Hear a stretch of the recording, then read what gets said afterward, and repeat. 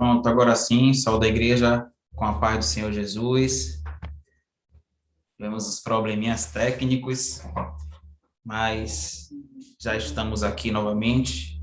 Eu queria convidar você que se encontra aí na plataforma Zoom e também nos acompanhando pelo YouTube para abrirmos as nossas Bíblias no livro de Salmos 75.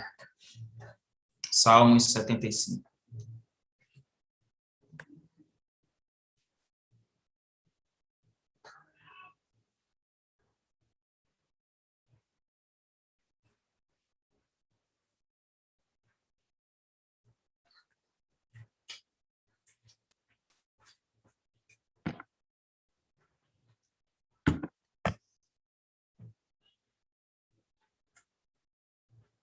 Salmo 75 que diz assim: Graças te rendemos, ó Deus, graças te rendemos, e invocamos o teu nome, e declaramos as tuas maravilhas, pois disseste, hei de aproveitar o tempo determinado, hei de julgar retamente.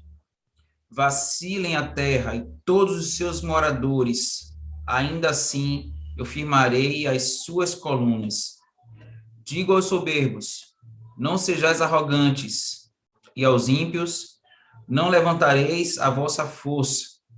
Não levanteis altivamente a vossa força, nem faleis com insolência contra a rocha. Porque não é do Oriente, não é do Ocidente, nem do deserto que vem o auxílio. Deus é o juiz. A um abate, a outro exalta. Porque na mão do Senhor há um cálice, cujo vinho espuma, cheio de mistura. Dele dar a beber, sorvem até as escórias todos os ímpios da terra. Quanto a mim, exultarei para sempre, salmodiarei louvores ao Deus de Jacó. Abaterei as forças dos ímpios, mas a força dos justos será exaltada. Amém. Louvado seja Deus. Vamos fazer uma oração nesse instante. Eu queria convidar ao reverendo Eugênio a estar fazendo a oração, adorando ao Senhor, e também ao reverendo Ezequiel a estar fazendo a oração em confissão de pecados. Oremos. Boa noite a todos. Vamos orar. Santo, bendito, maravilhoso, gracioso Deus, ao Senhor a honra, a glória e o louvor. Damos graças a Deus por mais esta tão rica e benfazeja oportunidade de estarmos reunidos em nome do Senhor Jesus para tributar ao Senhor toda a honra, toda a glória, todo o louvor, toda a exaltação que lhe são devidos. Pedimos desde já, Senhor, que o Senhor suscite em nós o perfeito louvor e a perfeita adoração, que possa chegar ao trono da tua graça, como cheiro suave e agradável às tuas narinas. Pedimos ainda, Senhor, que cada parte constitutiva deste culto que seja agradável ao Senhor, que o Senhor se agrade de nós, que esteja conosco, que esteja entre nós, nos abençoando e também recebendo o louvor e adoração que o teu povo te presta. Possamos estar juntos, as miríades celestiais, para tributar ao Senhor a honra e a glória que são devidas ao seu santo e excelso nome. É em Cristo Jesus que nós assim oramos e agradecemos. Amém.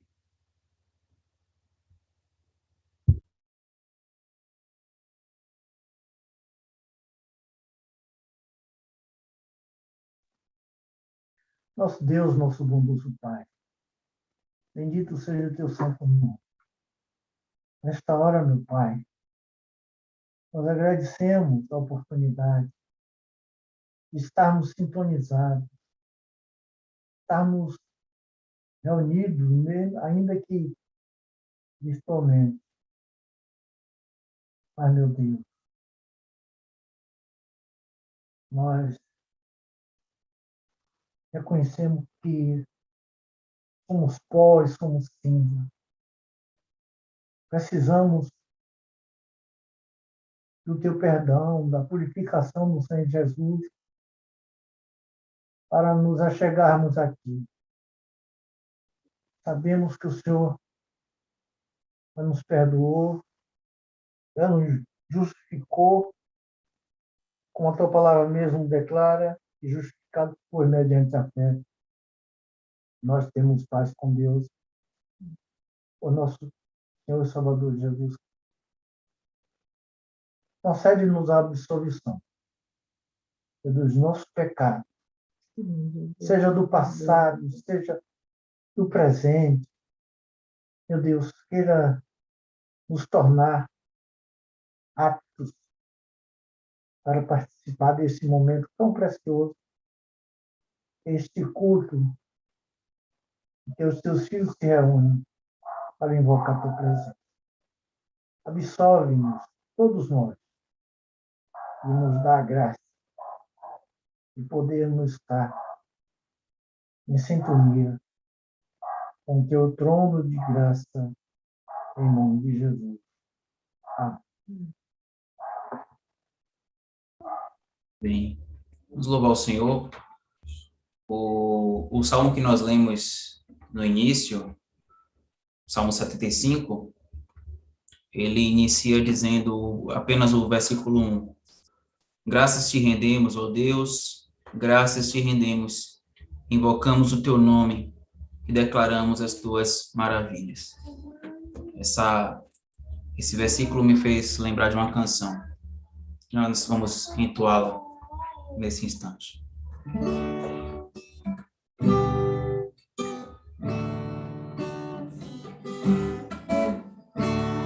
Rendei graças ao Senhor, bendizei seu santo nome, cantai-lhe salmos, cantai-lhe salmos de louvor. Rendei graças ao Senhor, bendizei seu santo nome, cantai-lhe salmos, cantai-lhe salmos de louvor.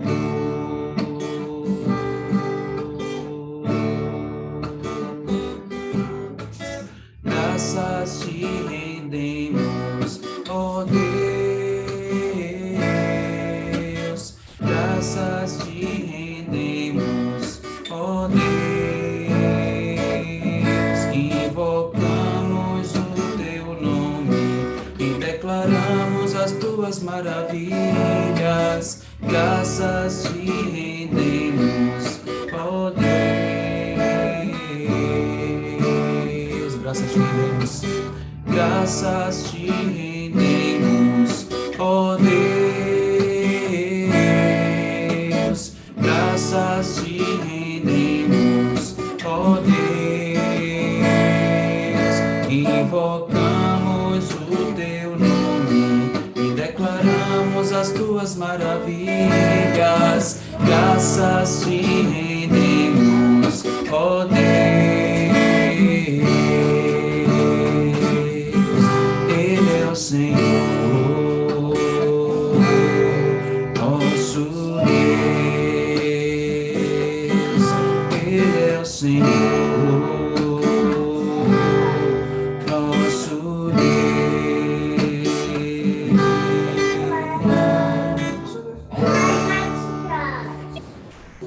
Amém. Vamos fazer mais uma oração antes de passar a palavra ao reverendo Eugênio, que estará nos trazendo estudo nessa noite, um estudo muito valioso, porque fala acerca dos conselhos para os casados e solteiros. Então, vamos nos deliciar hoje aí nessa mensagem, nesse estudo, né, que possa ser proveitoso para todos vocês que estão aqui na plataforma e também no YouTube nos acompanhando. Vamos orar. Senhor, nós queremos te render graças, nós queremos bendizer o teu santo nome, nós queremos invocar o teu nome e declarar as tuas maravilhas, hoje e todos os dias em nossas vidas. Talvez para muitos não estejamos em dias para estarmos celebrando nada. De fato, ó Deus, não estamos para celebrarmos nada que seja do mundo, mas estamos aqui para celebrar o Senhor, o Rei dos Reis, aquele que vive e que reina para todos sempre. Estamos aqui para adorar o Senhor, estamos aqui, Senhor Deus, para render graças e bendizer o teu santo nome. E aqui nós queremos, Pai, pedir ao Senhor que está realizado, ó Deus, aqui nesta noite. Toma o estudo, Senhor Deus, em tuas mãos. Nós oramos ao Senhor e desde já te agradecemos em nome de Jesus. Amém. Reverendo Eugênio.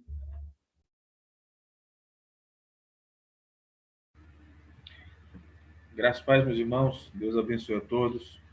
Alegria mais uma vez estarmos aqui juntos para meditarmos na palavra de Deus e aprendermos aos pés do Senhor, né? O estudo seria ministrado pelo reverendo Ezequiel, mas o reverendo Ezequiel entendeu que, como pastor efetivo da igreja, então seria melhor que eu pudesse ministrar esse estudo, não é? Agradeço, então, a honra, o privilégio e a confiança também. Meus irmãos, falar sobre casamento é um desafio, não é? É sempre um desafio. Que Deus seja gracioso e nos dê sabedoria do alto, a fim de que possamos encontrar na palavra de Deus as diretrizes para uma vida a dois que seja para a glória, louvor e honra do nome do Senhor. Vamos então não é? Nossa saudação a que estão conosco aqui através da plataforma Zoom e aqueles que estão conosco também através do YouTube. Que Deus abençoe você e a sua casa, em nome do Senhor Jesus. Meus amados irmãos, vamos aqui compartilhar com vocês os slides do nosso estudo.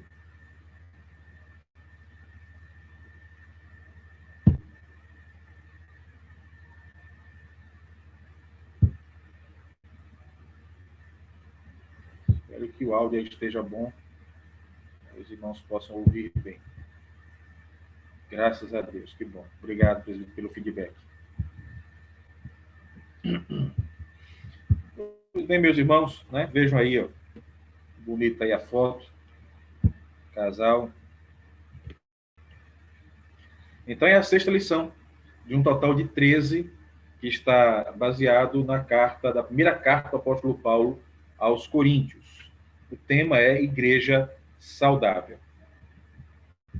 Pois bem, vamos fazer a leitura da palavra de Deus sempre numa atitude de oração, de súplica, de submissão à palavra santa e bendita do Senhor. Então vamos lá. Quanto ao que me escrevestes, é bom que o homem não toque em mulher. Mas, por causa da impureza, cada um tenha a sua própria esposa, e cada uma o seu próprio marido. O marido conceda à esposa o que lhe é devido, e também, semelhantemente, a esposa ao seu marido. A mulher não tem poder sobre o seu próprio corpo, e sim o marido. E também, semelhantemente, o marido não tem poder sobre o seu próprio corpo, e sim a mulher. Não vos priveis um ao outro, salvo, talvez, por mútuo consentimento, por algum tempo, para vos dedicardes à oração, e novamente vos ajuntardes, para que Satanás não vos tente por causa da incontinência. E isto vos digo como concessão, e não por mandamento. Quero que todos os homens sejam tais como também eu sou. No entanto, cada um tem de Deus o seu próprio dom. Um, na verdade, de um modo, outro de outro. E aos solteiros e viúvos, digo que lhes seria bom se permanecessem no estado em que também eu vivo. Caso, porém, não se dominem, que se casem, porque é melhor casar do que viver casado. Ora, aos casados ordeno, não eu, mas o Senhor, que a mulher não se aparte do marido. Se, porém, ela vier a separar-se, que não se case, ou que se reconcilie com seu marido, e que o marido não se aparte da sua mulher. Aos mais, digo eu, não o Senhor, se algum irmão tem mulher incrédula e esta consente em morar com ele, não a abandone. E a mulher que tem marido incrédulo e este consente em viver com ela, não deixe o marido. Porque o marido incrédulo é santificado no convívio da esposa, e a esposa incrédula é santificada no convívio do marido crente. Doutra sorte, os vossos filhos seriam impuros, porém, agora são santos. Mas, se o descrente quiser apartar-se, que se aparte. Em tais casos, não fica sujeito à servidão, nem o irmão, nem a irmã. Deus nos tem chamado à paz. Pois, como sabes, ó mulher, se salvarás teu marido, ou como sabes, ó marido, se salvarás tua mulher. Ande cada um segundo o Senhor lhe tem distribuído, cada um conforme Deus o tem chamado. É assim que ordeno em todas as igrejas. Foi alguém chamado incircunciso? Não desfaça a circuncisão. Foi alguém chamado estando incircunciso? Não se faça circuncidar. A circuncisão em si não é nada. A incircuncisão também nada é. Mas o que vale é guardar as ordenanças de Deus. Cada um permaneça na vocação que foi chamado. Foste chamado sendo escravo? Não te preocupes com isto. Mas se ainda podes tornar-te livre, aproveita a oportunidade. Porque o que foi chamado no Senhor, sendo escravo, é liberto no Senhor. Semelhantemente, o que foi chamado sendo livre, é escravo de Cristo. Por preço fostes comprados. Não vos torneis escravos de homens. Irmãos, cada um permaneça diante de Deus naquilo em que foi chamado. Com respeito às virgens, não tenho mandamento do Senhor, porém, dou minha opinião, como tendo recebido do Senhor a misericórdia de ser fiel. Considero, por causa da angustiosa situação presente, ser bom para o homem permanecer assim como está. Estás casado, não procures separar-te. Estás livre de mulher, não procures casamento. Mas, se te casares, com isso não pecas. E também se a virgem se casar, por isso não peca. Ainda assim, tais pessoas sofrerão angústia na carne, e eu quisera poupar-vos. Isto, porém, vos digo, irmãos, o tempo se abrevia. O que resta é que não só os casados sejam como se não fossem, mas também os que choram, como se não chorassem, e os que se alegram, como se não se alegrassem. e os que compram, como se nada possuíssem, e o que se utilizam do mundo, como se dele não usassem, porque a aparência deste mundo passa. O que realmente eu quero é que estejais livres de preocupações. Quem não é casado, cuida das coisas do Senhor, de como agradar ao Senhor. Mas o que se casou, cuida das coisas do mundo, de como agradar a esposa. E assim está dividido.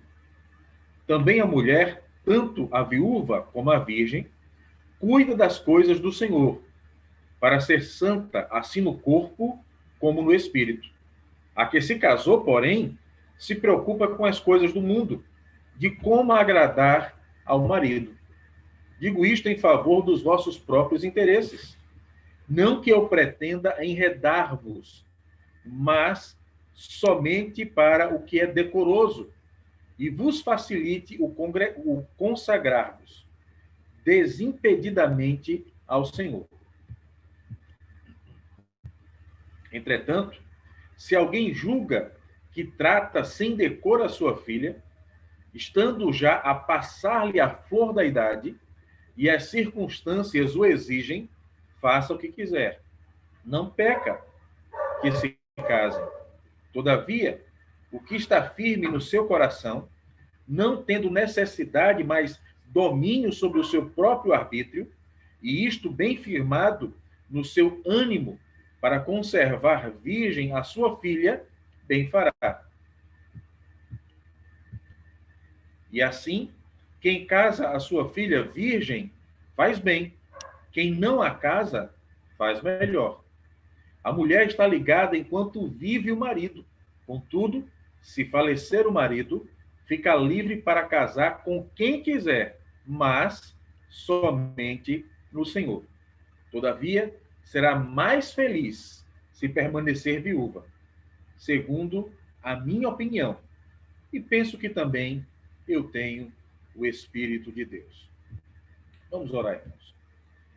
Santo, bendito, maravilhoso, gracioso Deus, mais uma vez, concordância com a oração do teu servo, Pai, nos quedamos aos teus pés.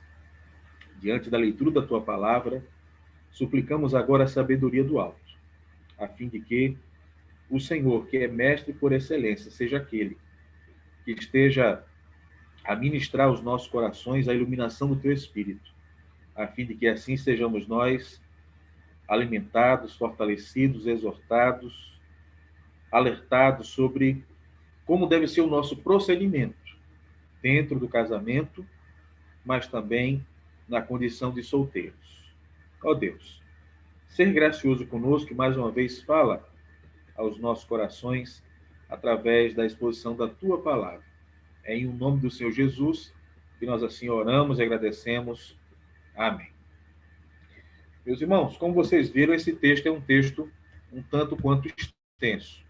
A divisão do nosso estudo estará posta da seguinte forma: introdução, primeiro ponto, conselhos para os casados, versículos de 1 a 11. Segundo ponto, cristãos casados com não cristãos, versículos 12 a 24. Terceiro ponto, conselhos a cristãos não casados, versículos 25 a 40. Conclusão e rápidas aplicações. Então vamos à introdução do nosso estudo. Temos aqui uma citação do reverendo Arival Dias Casimiro, que é o autor das nossas lições, dos nossos textos. Ele diz assim: diz o ditado popular, se conselho fosse bom, não seria dado, mas vendido. Mas gratuito ou vendido, todo casal e toda pessoa que deseja se casar deve se aconselhar. Não há casamento que dure sem a ajuda de outras pessoas, com conselhos sábios.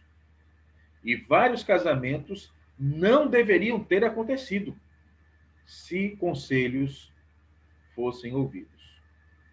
Mas alguém já disse que coração é terra que ninguém tem domínio. E aí estamos aí em meio a essas dificuldades. Pois bem, meus irmãos, o apóstolo Paulo vai iniciar aqui o capítulo 7, dizendo: quanto ao que me escrevestes. E aí eu lembro aos irmãos que algumas questões que ensejaram a confecção deste livro, desta carta do apóstolo Paulo aos Coríntios, algumas questões foram motivadas por aqueles que eram da casa de Cloé. Então, chega a informação por parte da família de Cloé. Tem também uma outra situação acerca daqueles que vieram trazendo uma carta da igreja de Corinto para Paulo. Então, os portadores da carta também trouxeram algumas questões para que Paulo respondesse. Todavia, a própria igreja, quando escreve um documento, escreve uma carta, colocando a Paulo algumas dúvidas, algumas incertezas, pedindo algumas orientações, e aí todo esse contexto faz com que surja a primeira carta do apóstolo Paulo aos Coríntios, lógico que direcionada e debaixo da unção e direção do Espírito Santo de Deus. Paulo não escreve de si mesmo, mas Paulo foi inspirado pelo Santo Espírito para fazer o registro de tudo aquilo que ele deveria colocar aqui nesta carta, assim como cada autor o fez de acordo com o livro que escreveu e que compõe os 66 livros do cânon sagrado. Então, perceba, quanto ao que me escrevestes, então Paulo vai iniciar essa sessão agora, tratando de casamento, tratando de divórcio, tratando de novo casamento e também acerca dos solteiros e das viúvas, a partir das informações que uma carta encaminhada para Paulo, né? Então ele toma conhecimento e ele vai responder de acordo com as questões que lhes foram perguntadas. Então isso é importante para que entendamos que a resposta do apóstolo Paulo está dentro de um contexto. Então, se você tira a instrução que Paulo dá fora do contexto do qual Paulo escreve, e você traz para um outro contexto completamente diferente daquele que Paulo escreveu, consequentemente, você vai estar deturpando aquilo que o apóstolo Paulo, inspirado pelo Santo Espírito, ele vai orientar a igreja de Corinto. Então, com todo temor e tremor, vamos estudar esse capítulo 7, de acordo com o contexto daquilo que estava acontecendo na igreja de Coríntios. E, dentro dessa situação, pela graça de Deus, podemos extrair os princípios. E esses princípios, não é que vão reger e vão nos orientar acerca de situações semelhantes e também situações dentro desse contexto que envolva o casamento, o divórcio, o novo casamento ou a condição daqueles que estão solteiros e ou viúvos. Então, vamos lá. Logo, o conteúdo da carta, não é, aquilo que nós vamos estudar aqui, são respostas às indagações que a igreja levanta, que nesse capítulo pode ser dividido em 3 partes, que é o que nós vamos estudar. A primeira parte, os conselhos aos cristãos casados com cristãos. Né? Então, casamento de cristão com cristão. Versículo 1 ao versículo 11. Segunda sessão, conselhos aos cristãos casados com não cristãos. Versículo 12 ao versículo 24. Ora, e como pode isso, o casamento de um cristão com um não cristão? Irmãos, sossegue o coração e vamos ver o que é que a carta está dizendo dentro do contexto daquilo que Paulo está escrevendo, não é? Então, muita atenção ou muito cuidado nessa hora, tá certo? Presbítero Cícero, se houver qualquer problema aí do som, por favor, o senhor pode me interromper, viu? E me avisar. Eu lhe agradeço. A terceira parte, irmãos, são os conselhos aos cristãos não casados, ou seja, solteiros e ou viúvos. Versículo 25 ao versículo 40. As orientações que o apóstolo Paulo traz aqui nesta carta não são orientações divergentes daquelas que Jesus já apresentou e que foram registradas pelos evangelistas, né? Então, você pode observar, por exemplo, Mateus capítulo 19, versículo de 1 a 12, Jesus vai discorrer sobre casamento, não é? E dentro daquilo que Jesus vai discorrer sobre casamento, o apóstolo Paulo aqui, ele não está lançando um outro fundamento fora daquele que Jesus já estabeleceu, muito pelo contrário. Paulo vai seguir bem alinhado, bem afinado, bem direcionado por aquele que é a pedra angular, que é Cristo Jesus, né? Ainda que, como nós estamos vendo aqui no capítulo 7, em algumas situações parece, não é? Parece que Paulo vai sobressair uma posição particular, pessoal, mas é só uma questão meramente aparente, né? E aí você pode ver, como já está posto aí no slide, os versículos 6, 10, 12, 25 e 40, aonde transparece que Paulo está dando um conselho particular, uma orientação particular, fora daquilo que Jesus já falou sobre o casamento e aquilo que nós temos em outras passagens, como no caso de Gênesis, não é? Quando Deus cria o homem e a mulher e estabelece ali, lá no Gênesis, lá no Jardim do Éden, as diretrizes para o casamento. Então, é só uma questão meramente aparente, tá certo? O ensino de Paulo é também inspirado pelo Espírito Santo. Ou seja, aquilo que Paulo escreve, ele não escreve de si mesmo. Ainda que o Espírito Santo respeite a particularidade, o estilo, a capacidade, o próprio vocabulário de cada um dos autores. Mas nenhum dos autores da Bíblia Sagrada, ele fala de si mesmo. Ele é inspirado pelo Santo Espírito e, consequentemente, todo o ensino, inclusive aquilo que Paulo vai trazer aqui, também é algo autoritativo. Tem autoridade sobre as nossas vidas e autoridade sobre a igreja do Senhor enquanto durar a igreja. Enquanto existir igreja, todos nós estamos debaixo da autoridade da palavra de Deus. Então, vamos lá ao primeiro ponto. Né? Conselho para os casados, versículos de 1 a 11. Paulo declara: quanto ao que me escrevestes, é bom que o homem não toque em mulher. Pois bem, o que Paulo está tratando aqui, segundo os homens tementes a Deus, estudiosos, não é que Paulo está dando um conselho para que o homem não se case. A ideia de tocar aqui não é meramente um toque físico, mas é a relação marital, não é? A relação sexual. Então, na verdade, ao que parece, segundo os comentaristas, Paulo está utilizando o argumento da carta que lhe foi direcionada, né? Então, vejam, quanto ao que me escrevestes, é bom que o homem não toque em mulher. Então, não seria uma palavra de Paulo, uma ideia de Paulo, mas uma ideia daqueles irmãos lá de 1 Coríntios que levaram essa questão, essa indagação para o apóstolo Paulo. Irmãos, é importante lembrar que no primeiro século,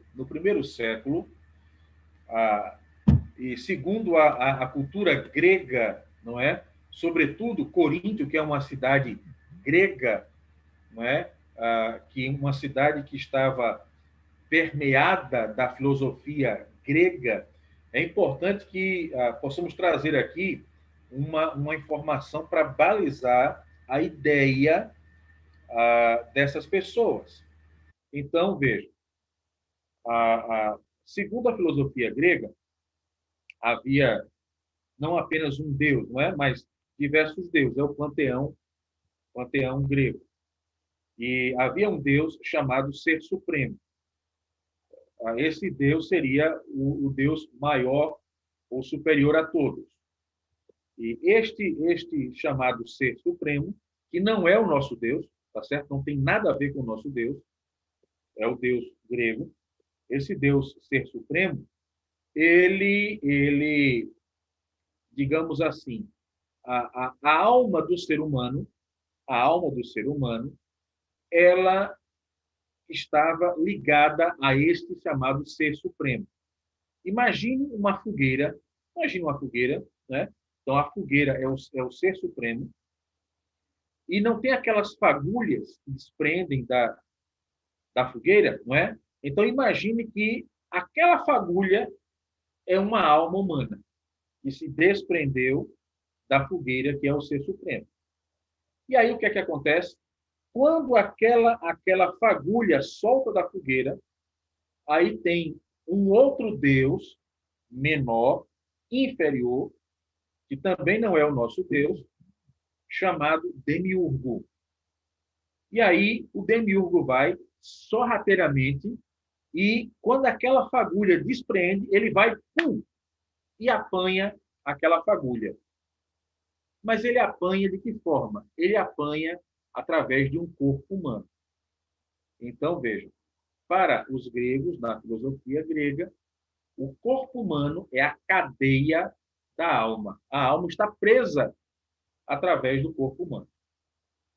Então, essa ideia da filosofia grega fazia com que as pessoas tivessem dois direcionamentos. Haviam aqueles que entendiam que era necessário ferir o corpo, ferir a carne, para purificar a alma. Não é? Então, você conhece pessoas hoje que são religiosos e que pagam as suas promessas.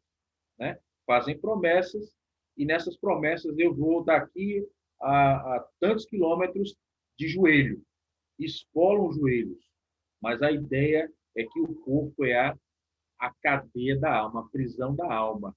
Ferir o corpo santifica ou purifica a alma. Isso é ridículo.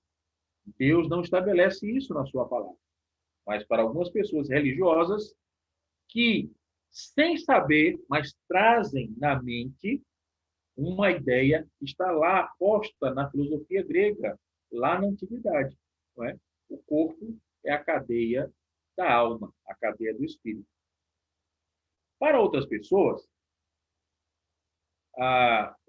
que também compreendem, não é, que a alma é aprisionada pelo corpo, e aí entendem o seguinte, de que as divindades estão preocupadas com a alma, com o espírito, o corpo.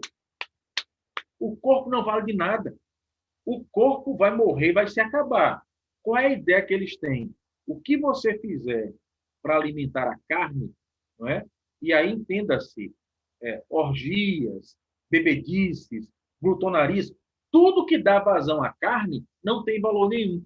Por quê? Porque a carne vai se acabar, você morrendo, a carne se acabando, consequentemente, aquela fagulha vai estar liberada e faz o quê? Volta para a fogueira, que é o Ser Supremo.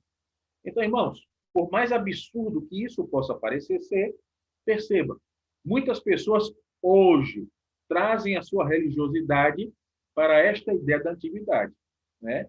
De se martirizar para purificar a alma. Por quê? Porque o corpo é a cadeia da alma. O corpo não vale de nada. O que importa é o espírito. Isso está errado. Jesus morreu para salvar nossa alma, mas também para nos dar um corpo glorificado. Então, não caia nessa esparrela do diabo, não é? A nossa alma e o nosso corpo devem ser santos ao Senhor. Por outro lado, aqueles que vivem, na luxúria, que vivem na bebedice, que se entregam aos prazeres da carne, porque dizem que não, a carne não vale de nada, o que importa é o espírito, não é? Então, alimentar a carne não tem valor algum, porque isso vai se acabar com a morte, e a carne vai se acabar, isso às vezes vão se acabar também, o que vai importar é a alma. Muito pelo contrário, né?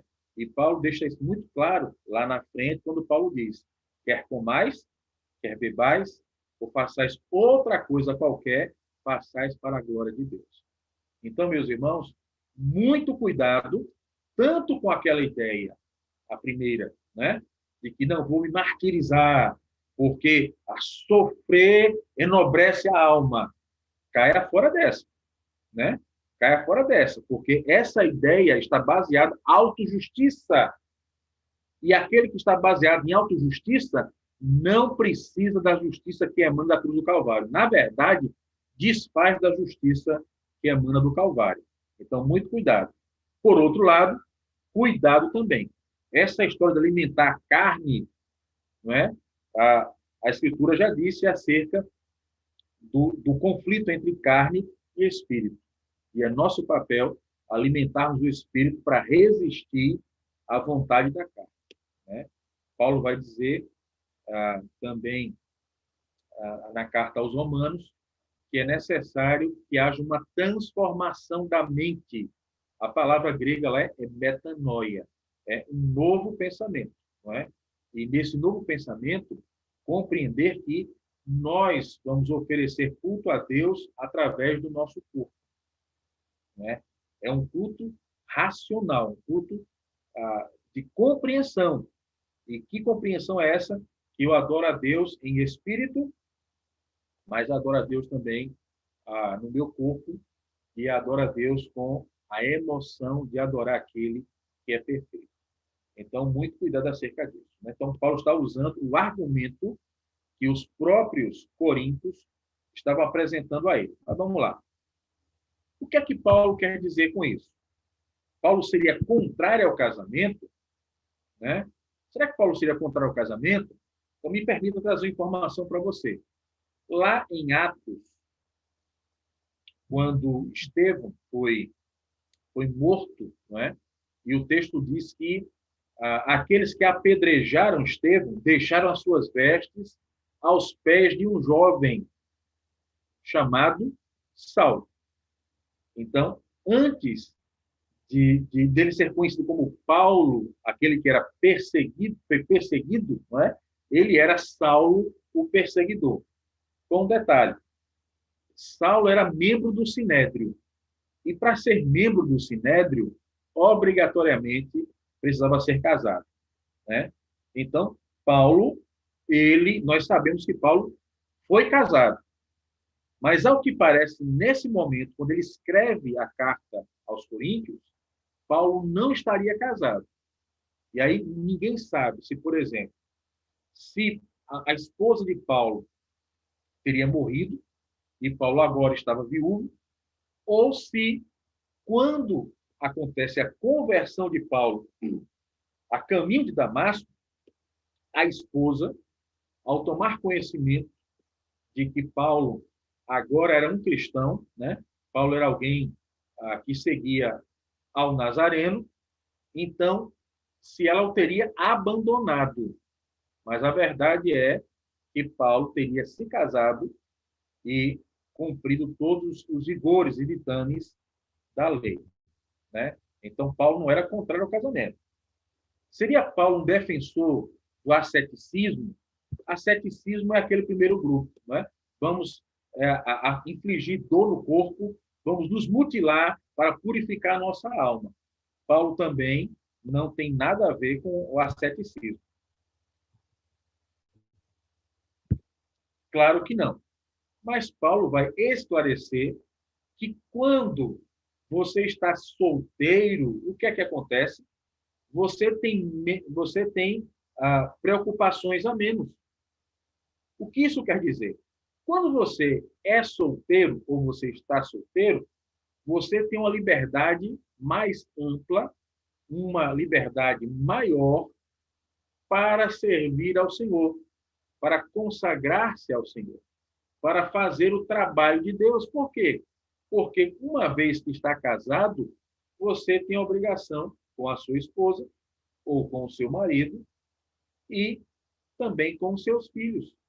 Então, não dá para você dizer, abandonar a família para poder estar aos pés do Senhor. Deus não se agrada desse tipo de atitude, né? E veja que isso acontece em muitos lugares. Há situações daquelas que são chamadas beatas de igreja, que abandonam família, né? Dão um péssimo testemunho, por quê? Abandonam família, deixam os seus afazeres de casa e justificam o quê? Eu agora vou na igreja, vou fazer minhas orações, vou me consagrar ao Senhor. Uma coisa não vai justificar a falta com a outra coisa, né? Então, são duas relações e eu e você, aqueles que são casados, não podem, por conta de uma situação, justificar a negligência para com a outra situação. É a partir disso que Paulo está dizendo, né? Então, se você é solteiro, meu irmão, minha irmã, aproveite essa liberdade para servir ao Senhor, para se consagrar ao Senhor, para se envolver na obra do Senhor, porque quando você casa, aí você vai ficar limitado e você tem obrigações para cumprir para com a sua esposa, para com o seu marido e para com os seus filhos. Há um pensamento aqui de João Calvino que eu quero partilhar com você. Diz assim: é deveras vantajoso e conveniente para um homem não viver preso a uma esposa, até o ponto em que ele é capaz de viver sem ela. Então, me permita repetir. É deveras vantajoso e conveniente para um homem não viver preso a uma esposa, até o ponto em que ele é capaz de viver sem ela. Então, o que é que João Calvino quer dizer? Bom, se você está solteiro e você consegue conviver bem com essa relação de estar solteiro, permaneça assim. Agora, se você é alguém que está solteiro e vive abrasado, então, meu irmão, case logo. Minha irmã, case logo para depois você não dar um mau testemunho, né? Antes que você passe os pés pelas mãos e cause escândalo ao Evangelho. Então, é disso que João Calvino está tratando aqui. E perceba, é tudo aquilo que Paulo está tratando aqui nesta carta, orientado pelo Santo Espírito do Senhor. Versículo 2. Mas por causa da impureza, cada um tem a sua própria esposa, e cada uma, né, cada esposa, o seu próprio marido. Então, quais são as premissas daquilo que Paulo está tratando aqui? Primeiro, né, é que quando você casa, você então vai manter a pureza, combatendo a impureza sexual. Ou seja, você não tem por que estar alimentando desejo por um outro homem que não seja o seu marido, assim como você não tem como alimentar desejo por uma outra mulher que não seja a sua esposa. Então, o marido vai viver para a esposa vai viver para o marido, e aí você, pela graça de Deus, você vai manter a pureza no seu relacionamento. Uma segunda premissa é a relação monogâmica, né? Cada um tenha o seu próprio cônjuge. E aí eu vou chamar a sua atenção para que quando Deus cria o homem e cria a mulher, estabelecendo o casamento, chama a sua atenção a proporção daquilo que Deus fez no Jardim do Éden. Deus criou um homem. Não foi meramente o homem, mas foi um homem e uma mulher. Então, perceba, a proporção do casamento é um homem, uma mulher, formando uma só carne. E perceba que todas as vezes em que aconteceu um triângulo, não é? Quer seja uma segunda esposa, quer seja uma concubina, ou uma serva, com a autorização da esposa, irmãos, sempre teve problemas, e problemas graves e sérios, porque a proporção lá no Jardim do Éden, aqui é aquilo que Deus estabeleceu, enquanto houver humanidade, é um homem uma mulher formando uma só carne. Então, ainda que a esposa dê o consentimento, irmãos, é problema.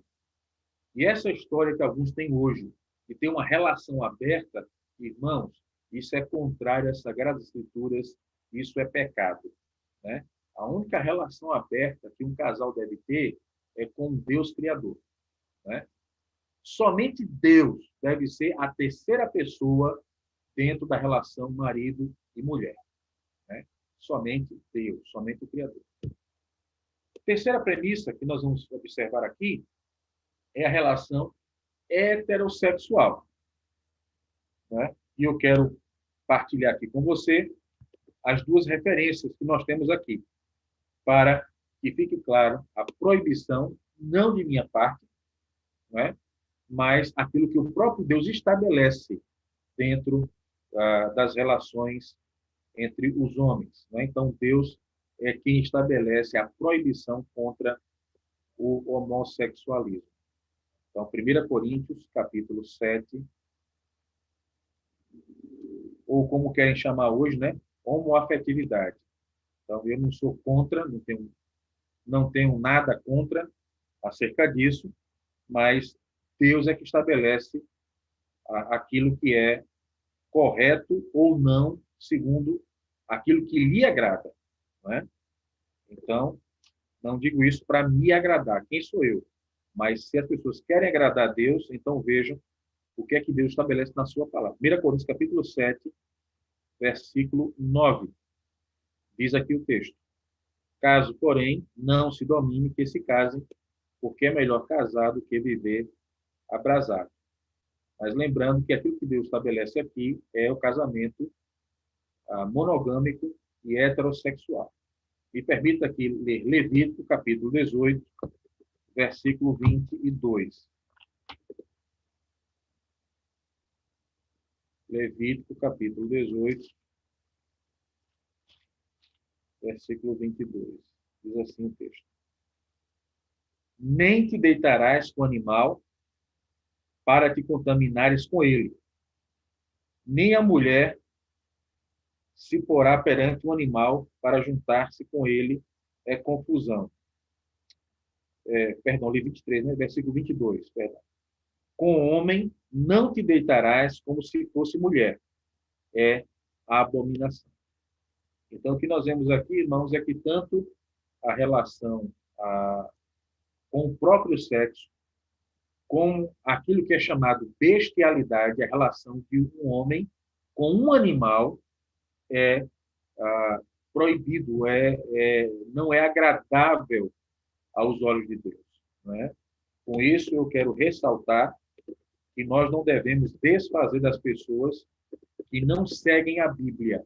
Ao contrário, nós precisamos amá-las e, por amá-las, implica de orientá-las que elas estão pecando contra o Deus dos céus. Elas precisam se corrigir, precisam romper com a prática e voltar-se para agradar ao Senhor.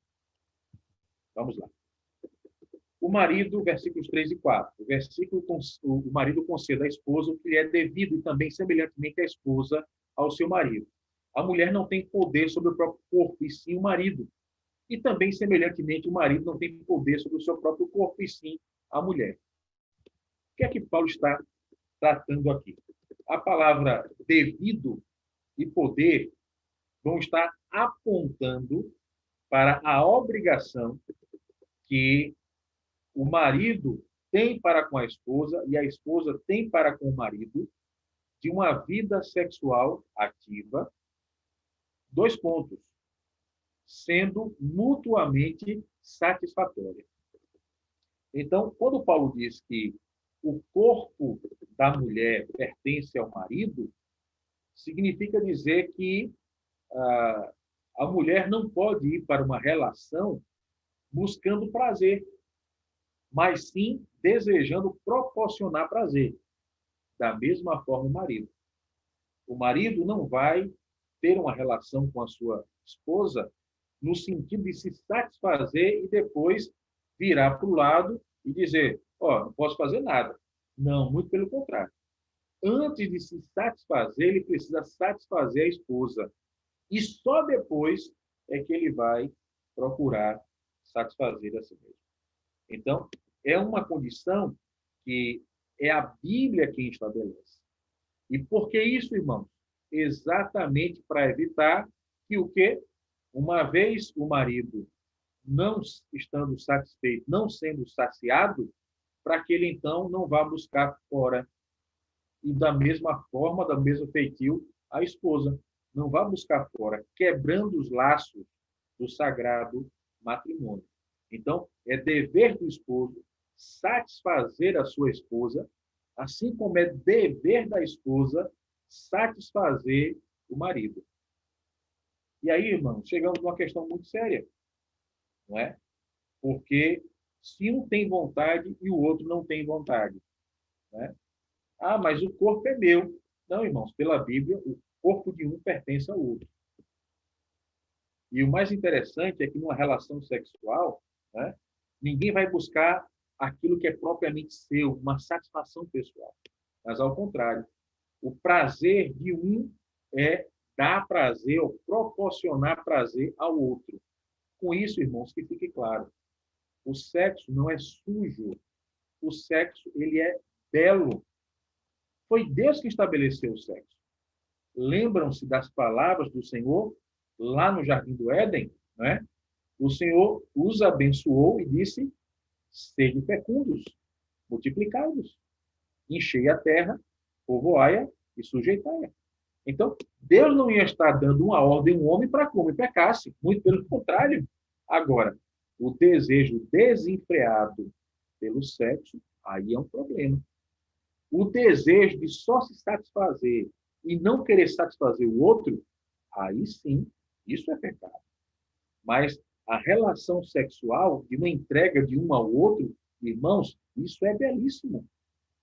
Desde que seja feito, não é, uma questão mútua e buscando sempre a glória de Deus. Deus é glorificado quando nós vivemos essa relação a dois de acordo com os preceitos que ele mesmo estabeleceu na sua palavra. Então, veja, a esposa não pode dizer, não, eu não quero. Ou o marido dizer, não, eu não quero. Você está defraudando o seu cônjuge. Você não pode negar aquilo que é de direito dele ou dela. Mas lembre-se, a relação sexual não é meramente para uma satisfação pessoal, particular, mas, sobretudo, satisfazer ao outro. E que Deus seja glorificado na vida de ambos. Né? Quando nós temos essa relação da forma como Deus estabeleceu, eu não tenho dúvida de que o marido ele se torna mais apaixonado pela sua esposa, assim como a esposa se torna mais apaixonada pelo marido. Né? Quando ambos alcançam o prazer, e há uma compreensão muito gostosa, muito prazerosa, muito de uma satisfação muito grande de saber que aquela realização ela partiu dentro de uma entrega de um para com o outro. Né? Então, não é uma questão de satisfazer sozinho, mas a questão de um satisfazer ao outro e ambos estarem satisfeitos. Né? Então, vamos refletir sobre essas coisas. Não vos priveis um ao outro. Então, Paulo agora, versículo 5, ele vai estabelecer uma cláusula de exceção. Observe. Não vos priveis um ao outro, salvo talvez, por mútuo consentimento, por algum tempo, para vos dedicardes à oração e, novamente, vos ajuntardes para que Satanás não vos tente por causa da incontinência. Então, vamos esmiuçar aqui o versículo 5. Condições para abstinência temporária. Primeiro, mútuo consentimento. Então, não é assim, olha, eu não quero hoje, né, a plaquinha está fechada para balanço. Não é assim, não é uma questão unilateral. É uma questão mútua, consentimento mútuo, os dois compreendem, não é? Que precisa ter uma pausa nessa obrigação do casamento. Essa pausa, irmãos, não é ad infinito, não é? Não é, por exemplo, olha, vamos ter nossa... Virou o ano, então vamos comemorar a entrada do ano. E aí, só no Natal. Não, não é assim, não. Né?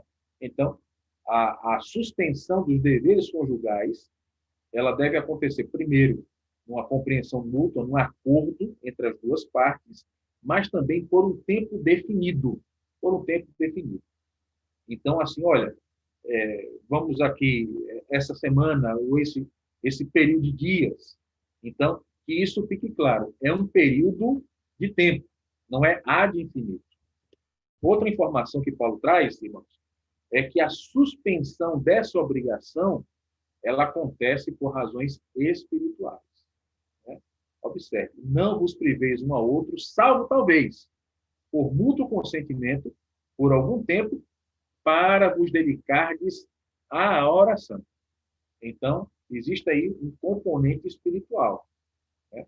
Você vai se distanciar um do outro, você vai deixar de aquecer um ao outro por questões espirituais, por uma questão de consagração, por uma necessidade de buscar mais a Deus, né? Por uma necessidade de você consagrar-se mais a Deus. Então, perceba que há um componente que vai justificar que são as razões espirituais.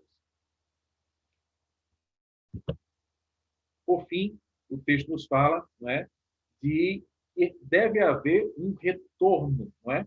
Ou seja, depois desse tempo que houve consentimento mútuo, por razões espirituais, então o que é que acontece? Volta-se a continuidade do ato, volta-se a continuidade das obrigações de marido e de mulher. Versículo 6. Digo isto como concessão e não por mandamento. Paulo agora vai apresentar os deveres dos casados, mas não determina que todos devem casar, né? Então, vamos lá. Por que isso? Porque existem algumas pessoas que elas têm uma graça dada por Deus chamada de celibato. O celibato, irmãos, é um dom de Deus. Aqueles a quem Deus concedeu o dom do celibato, eles não sentem a necessidade de contrair casamento, não sentem a necessidade de casar-se. Mas eu chamo a sua atenção que o celibato é uma exceção. A regra é que haja o casamento. Não é?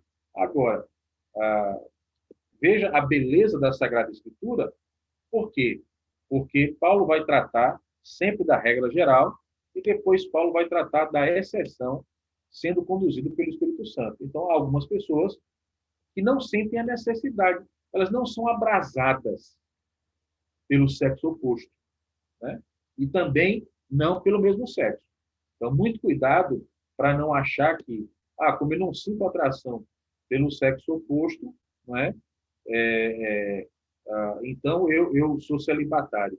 Na verdade, não sente atração por nada. É uma área como se fosse morta, sem efeito na vida da pessoa, né? Então, a essas pessoas, elas receberam da parte de Deus o dom do celibato. Mas lembrando, isso não é algo compulsório. Não é porque Deus concedeu a alguns que vai conceder a todos, não é? Se discute sobre essa questão do celibato, né? Alguns colocam que o celibato é uma questão concedida a vida toda, outros colocam como sendo uma condição intermediária, um tempo, não é? Um tempo, Deus concede a graça para durante aquele tempo você estar sozinho, depois você encontra aquele ou aquela quem Deus, não é, estabeleceu para ser um na sua vida, e aí essa situação seria, não é, retirada para que você voltasse a sentir o desejo pelo sexo oposto, então contrair o casamento e seguir a caminhada. O casamento é a regra, o dom do celibato é a exceção. Né? Então, Paulo vai tratar aqui, 1 Coríntios capítulo 7, versículo 7 a 9, vai voltar a tratar disso, versículo 27 e 28, e Jesus vai falar sobre isso em Mateus 19, versículo 10 a 12. Meus irmãos, é necessário refletir sobre a causa de tantos casamentos difíceis. E aí, por exemplo, algumas possíveis causas. Perdão aqui. Casou, não é causou, mas casou com a pessoa errada pelos motivos errados. Muitos casamentos dão errado, por quê? Porque as pessoas pensam naquela ideia, não é? Que os opostos se atraem. Mas, irmãos, aqui não é física, não, aqui é relacionamento.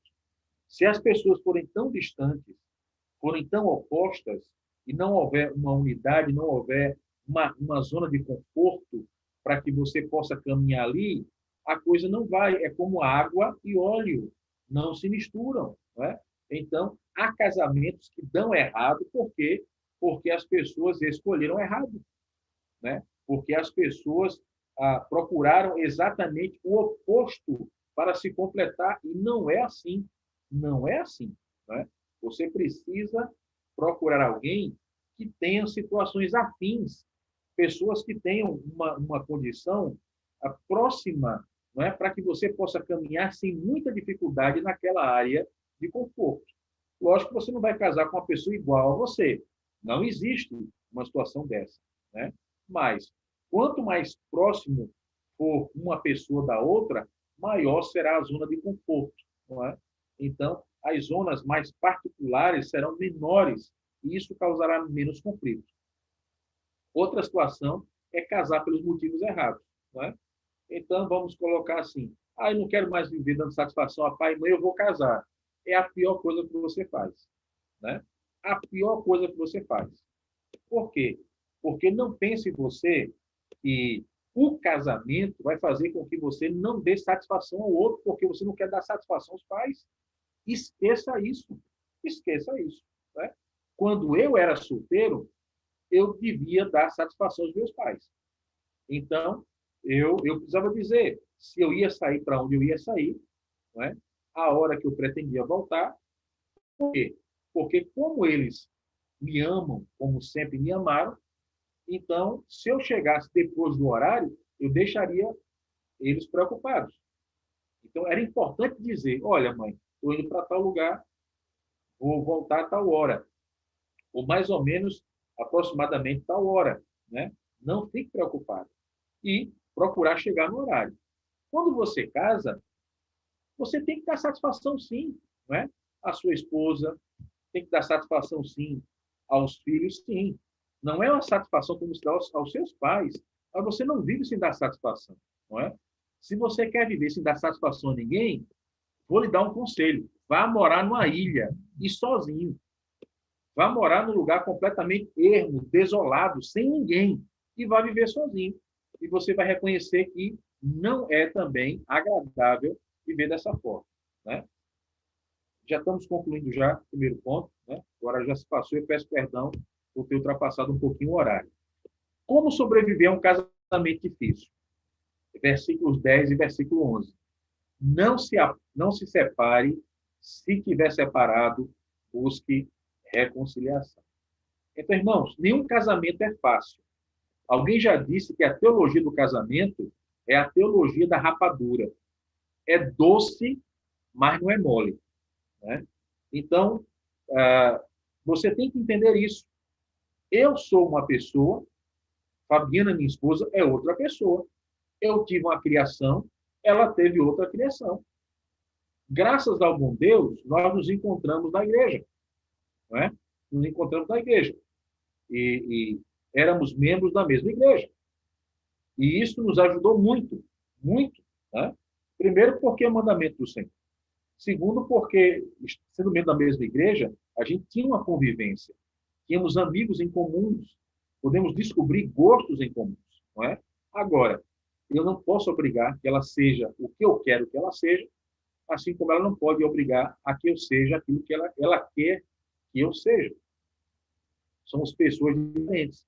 E é necessário que haja o respeito um pelo outro. Que haja a compreensão um pelo outro. Porque se não acontecer isso, irmãos, o casamento racha. Não é? Então, não se separe. E se você estiver separado, busque a reconciliação.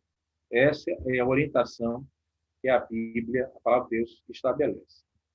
Segundo ponto, ficará para a próxima quinta-feira, se Jesus não voltar antes, não é? Ou se ele não nos levar para junto dele. Então, eu peço perdão mais uma vez pelo horário, retorno a palavra ao nosso liturgo para a continuidade.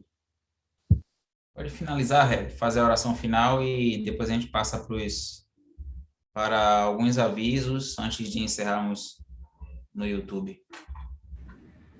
Amém. Vamos orar.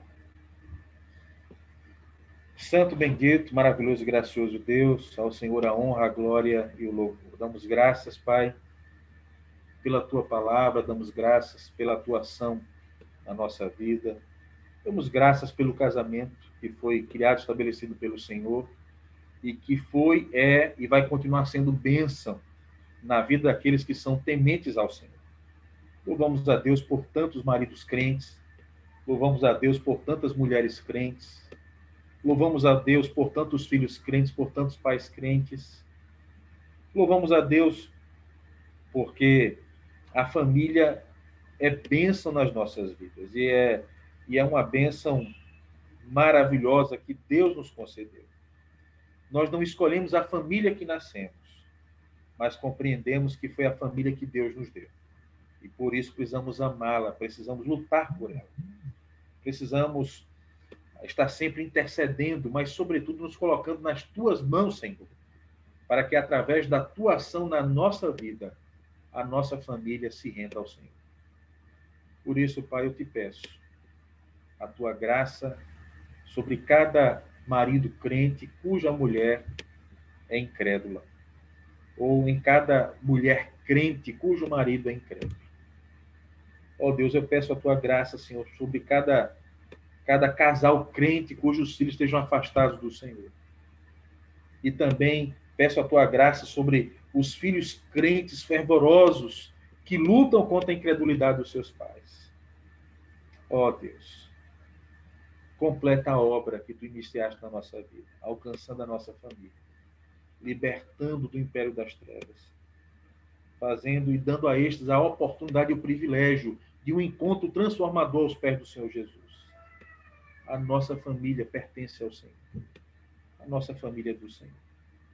Por isso, Pai, guarda-os, abençoa-os, liberta-os, transforma-os e nos dá a alegria de que em breve possamos dizer: eu e a minha casa servimos ao Senhor. Toda a honra e toda a glória sejam dados ao teu nome. Em Cristo Jesus, assim oramos e agradecemos. Amém.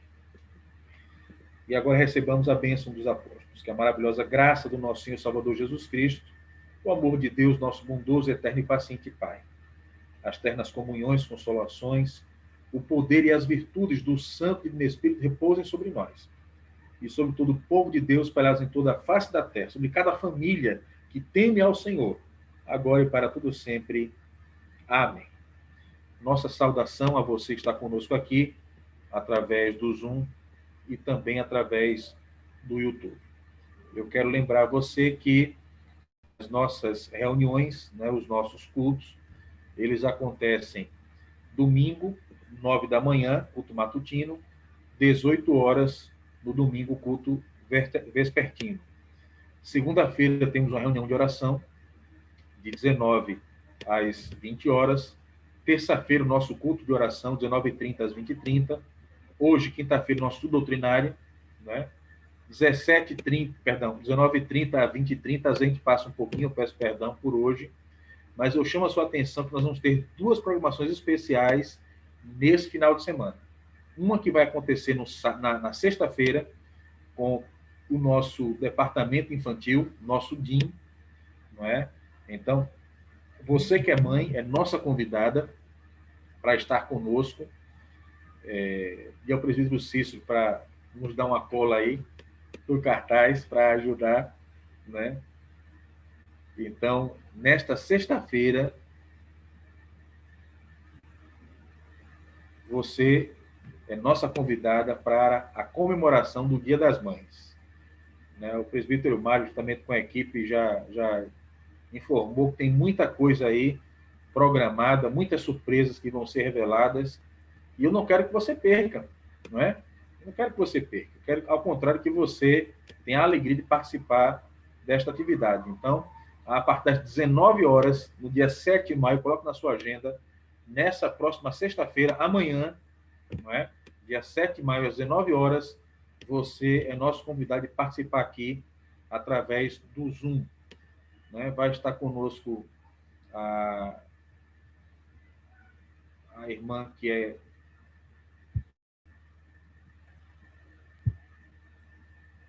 esposa de um pastor lá de São Paulo. Peço perdão, não tenho o nome dela. Irmã Flávia. Irmã Flávia, obrigado. Não é? Então, você é nosso convidado para essa programação. No sábado, a programação ela é dirigida pelos jovens, mas é uma programação e um tema interessante para toda a igreja, né? Sem faixa etária, tá certo? É administração do tempo. Vai estar conosco, não é? O presbítero Cássio Renan, diretamente da Irlanda. Vai estar conosco aí linkado nessa programação, e você também é nosso convidado, né? Você adolescente, você jovem, você adulto, você senhor, você senhora. Olha, essa questão do tempo é tão sério que o autor da carta, perdão, o autor do livro de Eclesiastes diz que Deus estabeleceu tempo para tudo, para todo propósito debaixo do céu, né? Então, você é nosso convidado, dia 8, a partir das 18 horas, pelo YouTube, pelo Zoom, né? O presbítero Cássio Renan, diretamente lá da Irlanda, falando sobre a administração do tempo. Né? Então, você é nosso convidado. Tem pessoas, veja, que se identificam como cartaz, não é? É uma luta contra o relógio terrível, é um esforço terrível. Então, vem estar conosco e vem aprender a dominar o tempo e não ser dominado por ele, não é? Mas vem aprender o que você precisa fazer para dominar o tempo. Bom, eu peço perdão, né, por aqueles que estão conosco no Zoom, porque nós vamos precisar encerrar a transmissão e vamos ficar apenas aqui, perdão, vamos encerrar a transmissão no YouTube. Encerrar a transmissão do YouTube, vamos ficar somente aqui no Zoom, porque vamos ter a parte do debate. Nós esperamos que em breve, né, vocês possam estar conosco também aqui no Zoom, ou se estão ligados no YouTube e quiserem desligar lá para entrar aqui rapidamente, ainda dá tempo. Vamos agora precisar cortar, né, lá a transmissão para poder debater aqui agora o estudo, tá certo? Deus abençoe você e sua casa, e é sempre um prazer, enquanto Igreja Presbiteriana da Fazenda Grande, o nosso abraço e a nossa alegria de contar com vocês nessa programação. Deus muito abençoe. Presbítero Cícero, se o senhor tem a acrescentar alguma coisa, fique à vontade.